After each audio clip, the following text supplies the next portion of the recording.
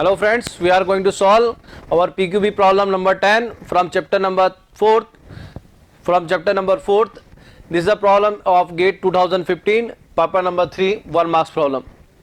So in this problem, the question given as a Carnot heat engine work between two temperature reservoir A and B, where TA equal to 900 Kelvin, TB equal to 500 Kelvin. A second Carnot engine C2 work between temperature reservoir of TC या T0 will be equal to 300 Kelvin. In each cycle CE1 and CE2, cycle 1 and cycle 2, all the heat rejected by cycle 1 to the reservoir B is used as 2 for one cycle of operation. If the net Q absorbed by CE1 for reservoir A is 150 megajoule, the net heat reject to the reservoir C by the cycle. तो सबसे पहले हम अगर इस cycle को बनाने जा रहे हैं तो ये एक बहुत सिंपल क्वेश्चन है. आपको साफ बोल रहा है कि दो कार्नोट इंजन है, तो सीधी सी बात है अगर इन कार्नोट इंजन को बनाओगे तो ये कहानी आएगी. एक इंटरमीडिएट टेम्परेचर है और ये आपकी कहानी है. तो क्वेश्चन को जैसा कि हम पढ़ रहे हैं कि हाईएस्ट टेम्परेचर कितना है T100, this 900 kelvin. Intermediate temperature कितना है 500 केल्विन एंड आपका लोअर टेम्परेचर कितना है 300 केल्विन. तो ये आपको तीन टेम्परेचर दे रखे हैं और इनके बीच में दो इंजन वर्क कर रहे हैं CE1 और CE2. अब क्वेश्चन में गिवन आपको कंडीशन है कि जितना हीट यहां से सपोज Q1 है और यहां पर Q2 हीट रिजेक्ट होता है और W1 कुछ वर्क आउटपुट होगा, तो जितना हीट ये इस टेम्परेचर को रिजेक्ट करेगा उतना हीट यहां पर ये निकाल लेगा और यहां पर हीट रिजेक्ट होगी आपकी Q3 और यहां से वर्क आउटपुट होगा W2.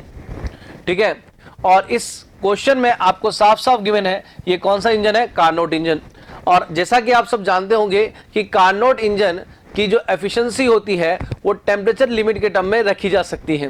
ठीक है, अब इसके अंदर जो क्वेश्चन दे रखा है उसके अंदर आपको गिवन डाटा है for one cycle of operation if Q net Q absorb by the CE1, कौन सा Q, ये वाला absorb by the CE1 from reservoir A is 150 megajoule. इसका मतलब रिजर्वायर A से 150 मेगाजूल ये निकाल रहा है. तो net heat reject to the reservoir C, तो ये रिजर्वायर A हो गया, ये B हो गया और ये C हो गया. ठीक है, तो ये TC हो गया. तो रिजर्वायर A से जो हीट निकल रही है वो कितनी है 150 मेगाजूल. रिजर्वायर C को आपसे पूछ रहा है मतलब Q3 आपका कितना होगा. तो फ्रेंड्स ये बहुत सिंपल क्वेश्चन है. सबसे पहले आपको ये अप्रोच करना है कि इस दोनों इंजन के लिए एफिशिएंसी निकालनी है क्योंकि साफ साफ कार्नोट साइकिल दे रखी है. तो एफिशिएंसी ऑफ कार्नोट साइकिल क्या होती है, T लो अपॉन T हाई. जब आप ये निकाल लेंगे तो इसका T लो कितना है 500 और T हाई कितना है 900. तो इन दोनों को अपॉन करेंगे तो इससे एफिशिएंसी का फॉर्मूला आ जाएगा.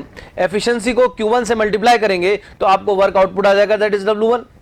ठीक है, और उस वर्क आउटपुट को जब Q1 से माइनस कर देंगे तो Q2 आ जाएगा. ठीक है, या फिर हम ऐसा भी बोल सकते हैं कि Q1 से अगर Q1 में हम 1 माइनस एफिशिएंसी को मल्टीप्लाई कर दें, तो कितना आ जाएगा, Q2 आ जाएगा. तो अगर हम यहां पर एफिशिएंसी निकाल लें तो डायरेक्टली हम लोग क्या निकाल सकते हैं, Q2. तो Q2 निकालने के लिए आप देख सकते हैं फ्रेंड्स इस क्वेश्चन में, इस सोल्यूशन में आप लोग देख सकते हैं कि सबसे पहले हम लोगों ने यहां पर एफिशिएंसी निकाली है. तो एफिशिएंसी पहले इंजन की आई है अपनी 0.44. अब इस एफिशिएंसी को 1 से माइनस करके Q1 से मल्टीप्लाई कर दिया जो कि आपको क्वेश्चन में गिवन था. तो Q2 जो हीट रिजेक्ट हो रही है वो हमारे पास आ चुकी है. इसी तरह से हमने इंजन सेकंड की एफिशिएंसी निकाली, उसको हमने Q2 से मल्टीप्लाई कर दिया तो हमारे पास Q3 की एनर्जी आ गई. तो इस तरह से हमारे पास जो क्वेश्चन में पूछा हुआ था what is a 50 kilo joule, what is a heat reject to the C reservoir, तो वो डायरेक्टली आंसर आ जाएगा 50 मेगाजूल. बिकॉज बाकी वैल्यू जो है वो हमने मेगाजूल में रखी है जैसा कि 150 मेगाजूल, तो इसलिए आंसर भी हमारा मेगाजूल में ही आएगा. So thank you very much.